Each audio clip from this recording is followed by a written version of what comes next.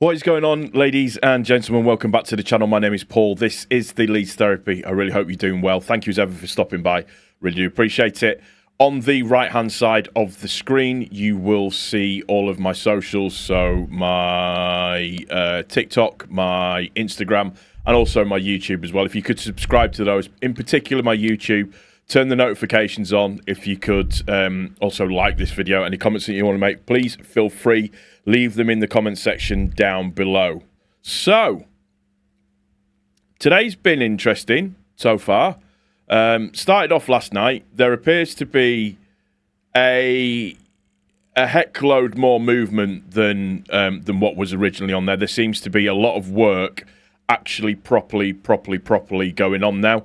A couple of really credible links have been brought out, and there's some nice pieces of information out there that we can maybe start to get excited about. So just in terms of in-house kind of stuff, if you like, one of the stories that's kind of come out today from Joe Donahue is that Illan Meslier has now started to be offered out to clubs in and around Europe for about £5 to £6 million, which just represents PSR profit, really. I think the writing was pretty much on the wall after the back end of last season, but also as well with Perry being given the number 1 shirt, that kind of gives you all the information that you need to know. I doubt very much that he will be in the squad on Monday against Everton. So I think we are looking at the very end of Meslier now, and I think it's about time. It's the right time for it to happen, and you know, I think he's ready for a change. He's been ready for a change for a little while, in all honesty, in my humble opinion. Interesting other story coming out of Bournemouth, which is kind of relates to us a little bit, is that Sinisterra is looking to go back to South America now, initially on loan, and then with an obligation to buy. It just appears that his career has, since leaving Leeds, has just gone from bad to worse, and I kind of would sit here and go, "Ooh, that's such a shame," but I'm not going to. The mercenary way that he left the club, the things that he did, the things that he said, the way he went about it, I'm not massively arsed is probably the fairest assumption that can be made in terms of that situation altogether. Now, looking at things that have started to take or get a little bit of pace or start to move forward, obviously there's the Dominic Calvert-Lewin story. He has arrived today. What are we on today? Thursday. He is having his medical, I think, as we speak. I've said it. I think it's a decent signing enough for Leeds. He's into international experience. He's got Premier League experience. He's 28 years old. Yes, there's the fair comment with in and around his injury record. But with that being said, a fit Dominic Calvert-Lewin is a very useful Dominic Calvert-Lewin.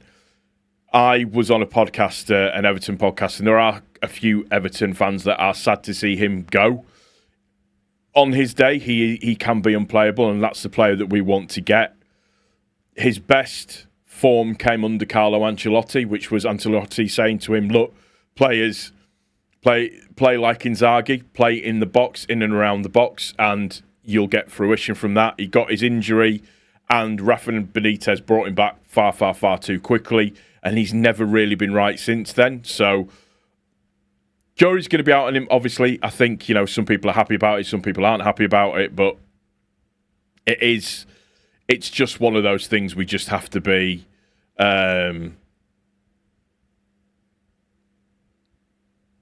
hopefully he starts to prove his worth again, and we get the Dominic Calvert-Lewin that was in and around the season where Bamford was in the Premier League at the same time and Sean at the same time, because they were both in the England squad. So there is a decent player in there. Let's just hope that we can actually bring that out of him. Now, another thing that's come about today as well is that our interest in another striker, which leads on to the story that Leeds wanted to bring in another 2 strikers.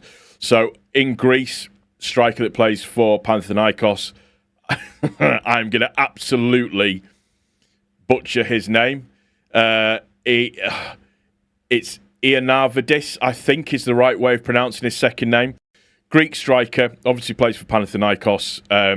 he is within the mould of what we want, within the age group of what we want. I think he scored 11 goals last season and 23 the season before that in the Greek Super League. Panathinaikos won't let him go for less than 30 million. So, again, something to keep our eyes on. This is, again, another striker that's come out, not out of the wood, well, yeah, kind of out of the woodwork, really. But it's somebody that we are looking at and we are interested in. The next one is the Okafor interest, so the Noah Okafor. The rumblings of that came about sort of last night, but further information has come about off that. Jez confirmed it on his channel as well, and Joe and I were having a chat about it, that he was having a chat with Daniel Farke at the end of the game in Dublin. I think we've spoken to his representatives as well, just in terms of paying his money that he's wanted, all of that kind of stuff. That's everything. We're prepared to go to that. There's no club-to-club information, but I don't think there would be a problem if we do go for it. He is predominantly plays out on the left, and that's a spot that we're known to be looking to fill. So I am interested to see how that one kind of progresses. There's also Solomon has pretty much been told that he can leave Tottenham. So there's Solomon there as another option for us later on. I think Tottenham are looking at like selling him for 20 mil, I think, overall. So there is two potentials there that are concrete interest again. And also as well, there is James Justin from Leicester. He wasn't in the team that played in the Carabao Cup. He has been left out, and it has been confirmed. I think Ben Jacobs has confirmed it, that we are interested in him and we are looking at him. I know what everybody's going to say, interested FC, but it would appear that it is really starting to ramp up again. So fingers crossed, there's quite a few irons in the fire there. The Okafor one really does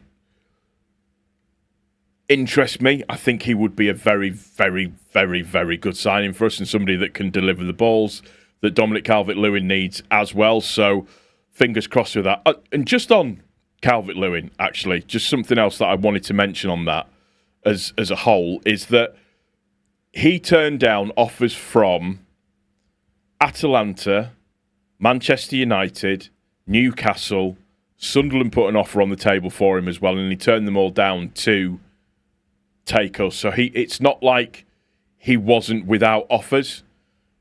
There were offers out there for him. So again, I stress this is it's a big if because it's his fitness side of things. But with that being said, Farke and his medical team have a very, very good record of bringing back to life players that aren't as fit. So leave that out there. Just little bits and pieces of news that's happened sort of over the last kind of 24 to 48 hours. Let me know what you think in the comment section down below.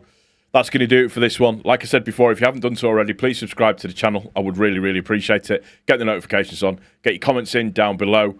And yeah, stuff appears to be happening properly now after all of the silence and feeding on scraps. So it's a case of watch this space and kind of see what happens. Take care of each other. Most importantly, take care of yourself. I'll see you on the next one. Cheers.